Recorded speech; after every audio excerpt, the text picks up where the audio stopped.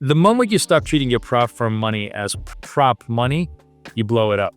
It's inevitable. You blow it up. The markets are never going to be there to rescue you on large size. So the whole point is that, yeah, if you treat prop as though it's real money, you actually have a really good chance of collecting real money. Sitting down today with Boris Schlossberg once again. We speak probably every year or so about trading and stuff and how he's doing. So good to have you here again, of course, on election day. So November 6th for me here. I think November 5th for you right now. So a lot to catch up on, but good to have you here again for sure. Yeah, we're tracking really post-election day here, which is a very exciting day. Lots of volatility in the markets. Markets are up 2%, 3%. Looks like as we're talking, there's about a 99% chance that former President Donald Trump is gonna win.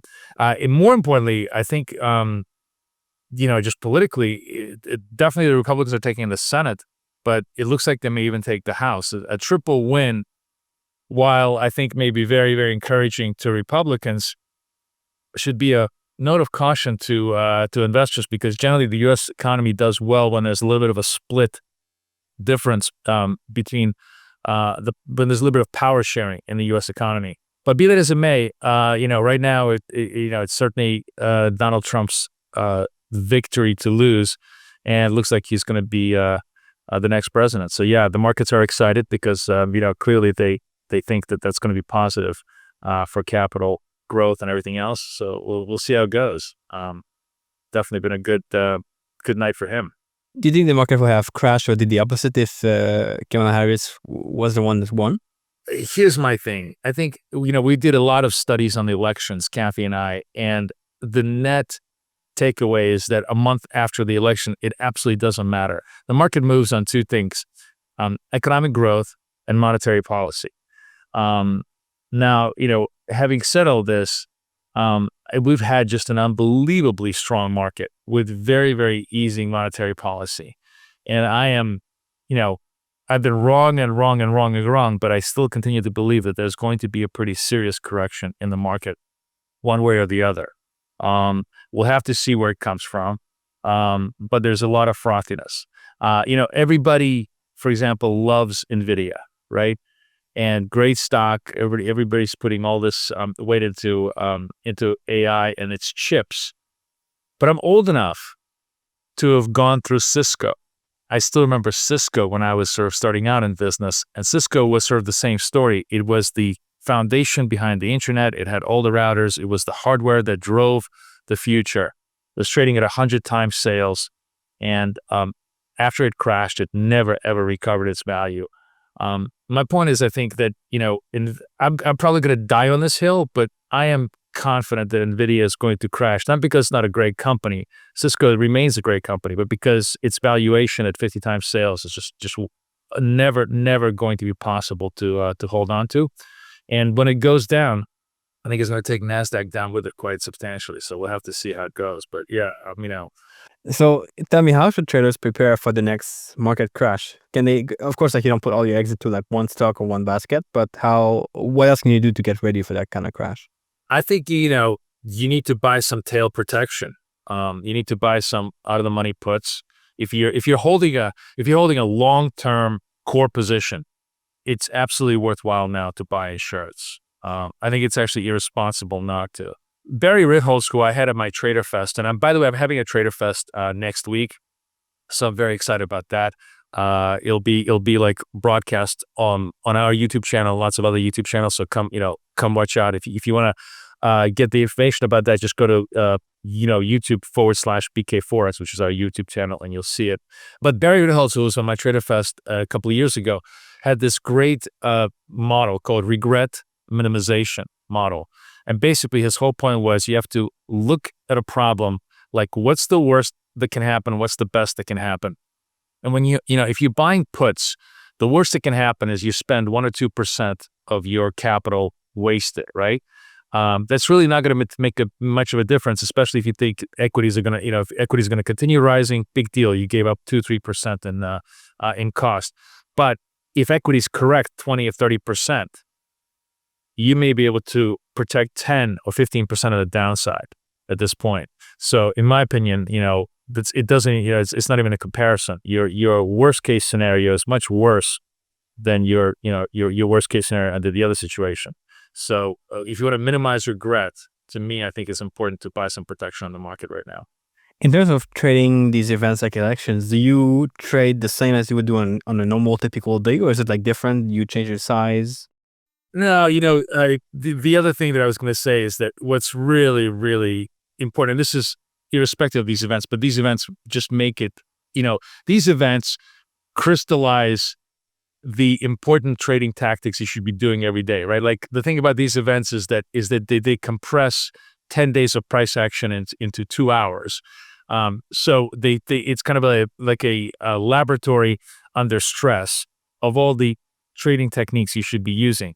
And the single most important trading techniques that everybody should be using, including yours truly, and always this is the technique that saves me, and always is technique that destroys me, is size. Size. Much more important than entry, much more important than tactics, much more important than anything.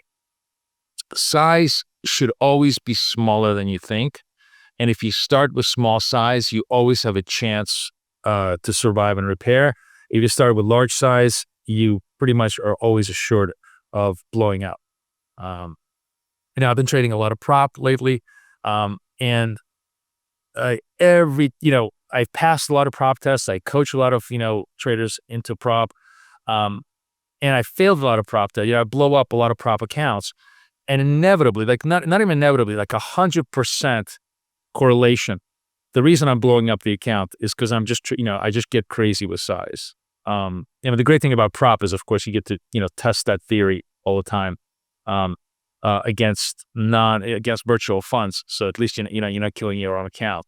But by far, the single most important trading technique to help you win in the long run and survive in the short run is size. And it, can't, and by size, I mean so much smaller than you think. I'll give you an idea.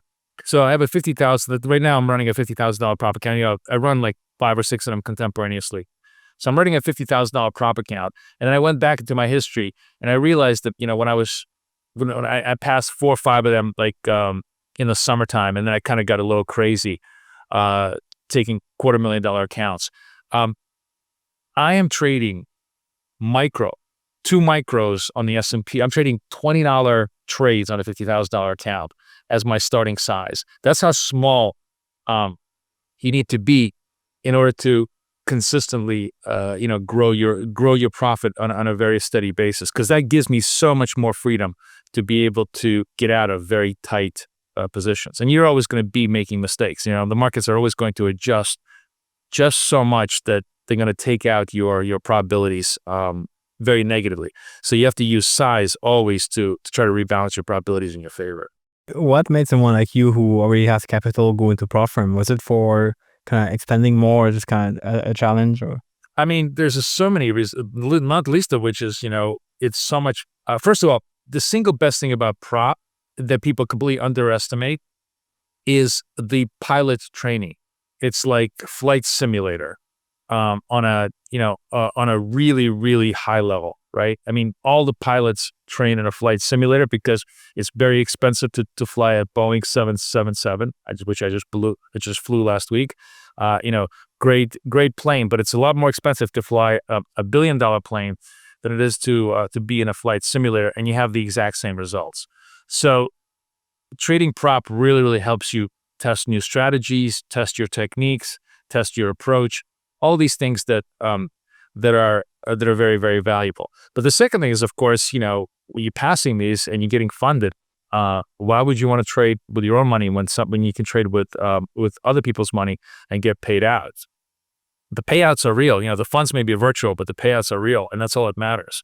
Who cares whether you're trading virtual funds or real funds? Prices are real, payouts are real, and that's all that matters. Uncle Sam isn't going to say, "Oh, you traded this on virtual funds, so it's not real. It's real income. It's real money."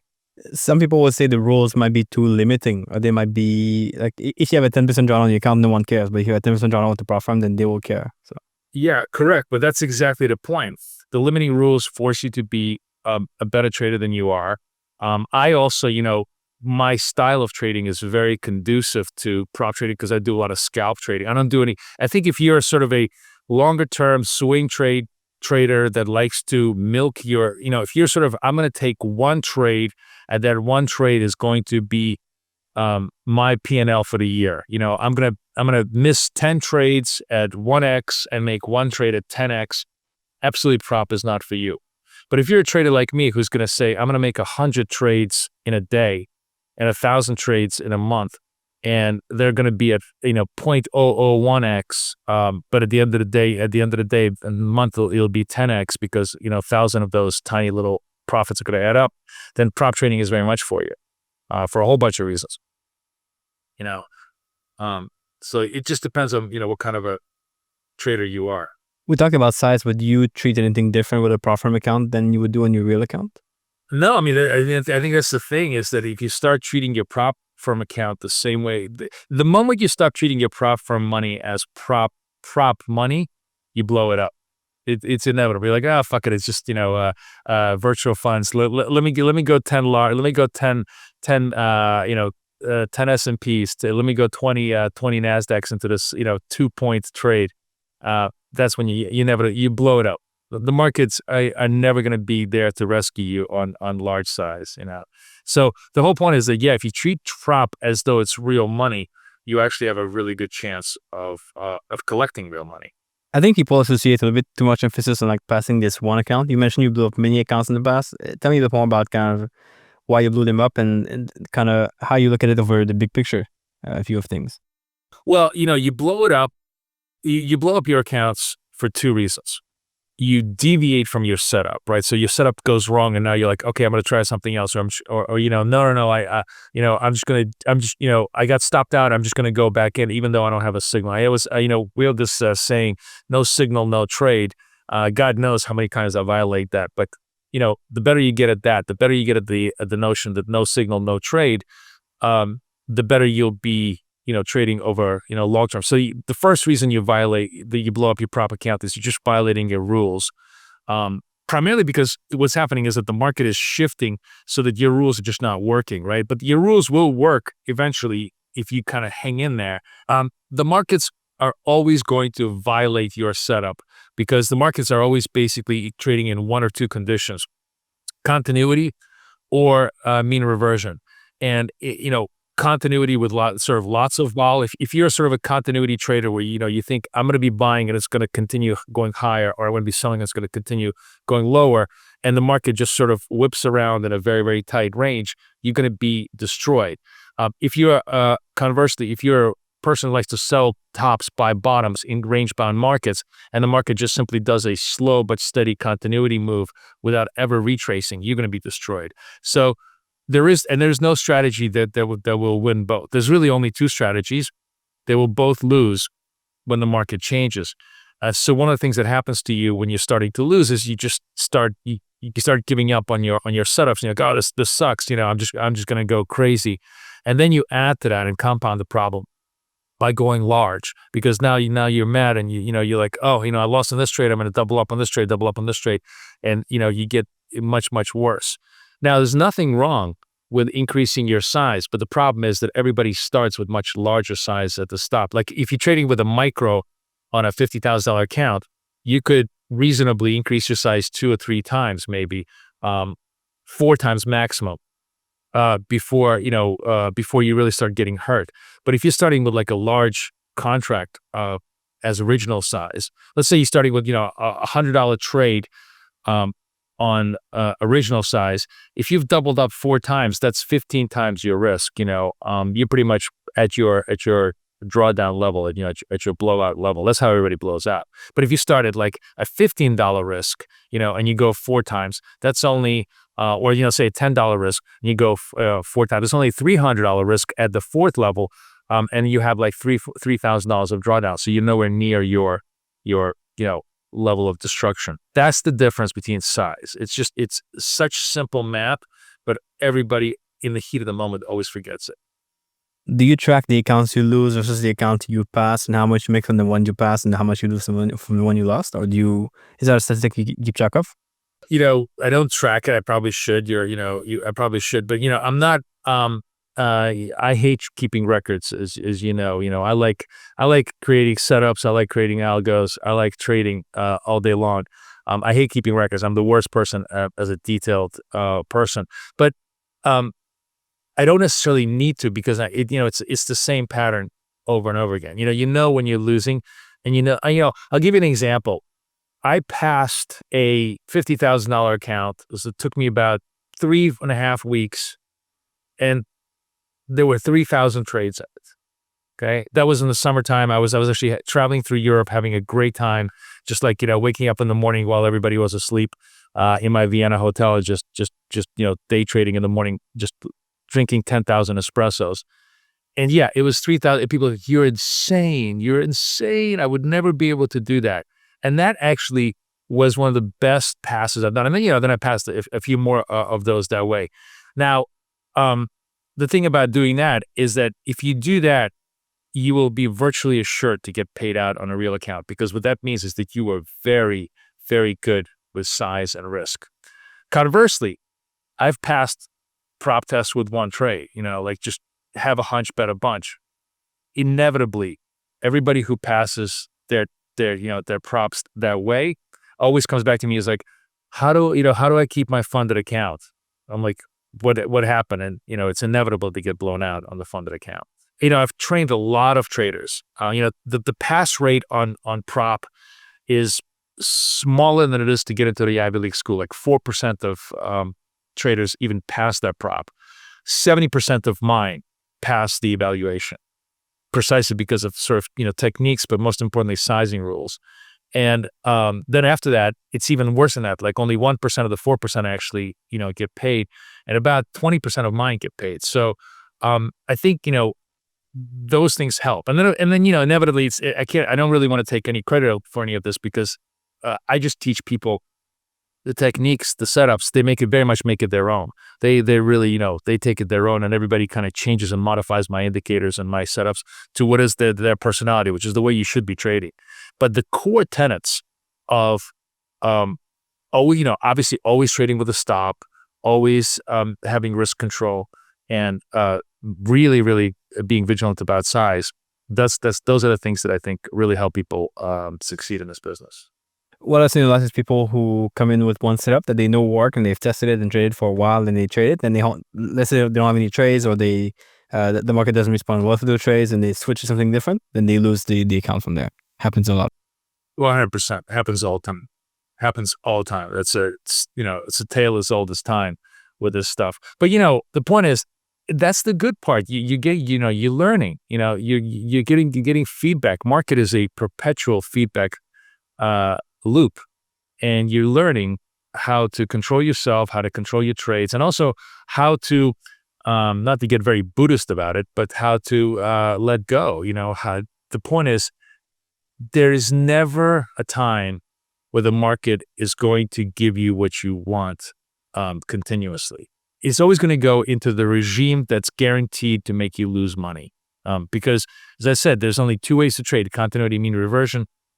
And when it goes into that other regime, the best thing to do is to stay away. Like honestly, yesterday, I live trade every single day. If you guys want to come join me, again, Monday through Thursday, 9:15 New York time. And actually, what's really going to be cool is we're gonna start an Asian session where I'm going to start trading 4 a.m. New York to probably about 6 a.m. New York twice a week. So that's going to be like London, Asia. So come join me on my channel. Etienne is going to give you the links in the podcast. But I live trade every day, and there are days where you just know you shouldn't be trading. Like yesterday was yesterday and Monday were horrible days because it was pre-election. You knew it was just nothing was going to be happening, and you try to do the minimum you can at those days, or at least you should be mindful of not doing too much, because it's just it was chop city. And then when you do get events, then you really have an opportunity to trade well. Yeah. So the point being is that you have to just accept the fact that not every day is going to be a winner, but you yourself can make sure that it's a minimum amount of loss. That's the control that you have. How do you figure out the days that aren't likely to make any profit or that are likely to just kind of give you losses? Oh, well, some days are very obvious. Like there are 3 or 4 days that are absolutely obvious. Like you don't trade in front of FOMC. You don't trade in front of the Fed. You trade after the Fed. You don't trade in front of non-farm payrolls. You trade afterwards. You don't trade in front of inflation data. You trade afterwards. Then of course you have election time. You may have some key earnings reports that you need to be mindful of. It's not a lot, but it's 3 or 4, 5 days. We just need to be really mindful. There's like those are stupid errors. Those are what I call enforced errors because those are calendar days where you should be just knowledgeable. The rest of the time, honestly, the point is, it's not even so much.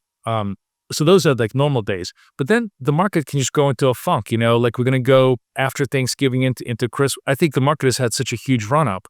We may go into a funk now from now till Christmas, and the market just may not be giving you anything. You're not going to see the 300-point Nasdaq days that you saw beforehand. So you just have to be mindful that things can change, and it's kind of like you're swimming in the middle of the ocean. You got to be knowing when the tides are changing. There is no hard and fast rule.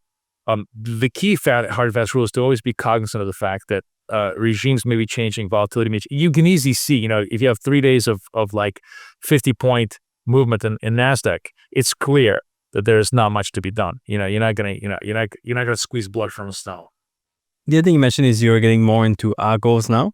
Tell me how you use algos and what kind of role they play in your trading. Same thing with algos in a sense that the rule of thumb with algos is small size. But the other interesting thing that we've done with algos, because my algos are trading intraday, is we've put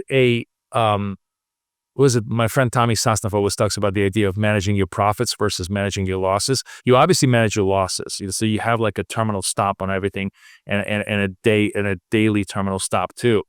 But the thing that I've realized is, you see, the algos are not intelligent, but they're incredibly efficient. I think that's what people misunderstand. Algos, I've been reading a lot about human intelligence, about how we think, how we make decisions. And frankly, it will be a very, very long time, if ever, that AI is going to be able to have the level of analysis that we do. AI, however, is incredibly good at doing the same thing over and over again. I mean, I'll give you an example of what people misunderstand as intelligence as just simply a function of brute force, right? So we all know that AI can beat you at chess, can beat you at Go as a human being, but almost nobody understands exactly how they do that. What they do, for example, in chess is Big Blue or anybody else will simply look at the pieces on the board and then simulate 1,000 different passageways of how, like if you did this move 35, what happens if I did 35 steps forward in this passageway? If I did another 30, different move 35 pass forwards, and they will do this 1,000 times. So they will simulate 1,000 forward imaginary games in a matter of 2 seconds. Okay. It's impossible for a human being to do this. That's why they beat you. It's not that they are thinking. They're just simply able to probabilistically, take the top 1,000 possible moves. And then what they do is they say, given this, that probabilistically, this is the best move. They're just making the best probabilistic move. They are not doing any intelligent thinking. So going back to where, the algos are. So the algos will buy, sell 1,000 times a day, much better, much faster than you. But they will not be able to realize, the market has gone from, range regime to trend regime, or from trend regime to range regime. So the one thing that we've done, it's been, the one innovation that I've done, I think, since you're working, is we try to stop when we're ahead. I say, okay, if you made $50 today, stop trading. Because one of the things that we found, and I'm sure people find this all the time, is that a lot of times you'll be ahead in the morning and then give everything back in the afternoon, if you're trading a lot. And so this is just sort of a algorithmic way of doing it. And the beautiful thing about the algos is they do exactly what you tell them to do. They don't go back in the market. They don't go, oh, there's just one more setup I really need to do. They don't have any of those emotional problems. And that what that does is you basically try to truncate as much profits as possible without, or rather you try to cut off the big losses as much as possible. That's really the function of the algo. That's the way I've sort of designed it. So the algos, they place trades and close them all by themselves, or do you manage them manually after that? They do everything. They start up, they place trades, they close down, they go to sleep, they wake up, they place trades, they start up, they do this. So they're like 85% self-managed. Now, the other interesting thing about self-management is the other interesting thing where it comes in is, of course, I can stop them on election day. I didn't stop them. I didn't stop them just because I was curious. And, of course, I paid the price because it was just a disaster yesterday because we got chopped out. But it's fine. I it was on my test account, and I was just trying to reaffirm the stupidity that I knew. But the other thing that you have the power is, again, size, right? Let's say the algo has that rare loss. Let's say I have what I call a terminal loss. Well, because I'm doing small size, and because I know probabilistically that once we have a loss, the chance of an immediate loss after that is relatively small. I can then increase my size a little bit, recover that loss faster, go back, to original size. So there's a lot of, having small size gives you enormous amount of technique. But here's the thing. I think this is what will kill people, and that's why the algos are really, to me, a huge tool. You have a $10,000 account, right? And my target, and this is going to sound, incredibly ridiculous, is I would like to make $100 a week on a $10,000 account. Now, people are going to go, that's so little. But if you make $100 a week, that's $5,000 a year. That's 50%. That is huge as a P&L, right? But here's the thing about that $100. If you're doing lots and lots and lots of trades, and some of them are going to be big loss, some of them are all small gains, you might have to do realistically 10 times 40 times 200, maybe 200 trades in a week, to achieve that target. There's never, you're never going to do that manually. That's why people hate trading short term and trading, small sizes, because it's just too much work for too little payoff.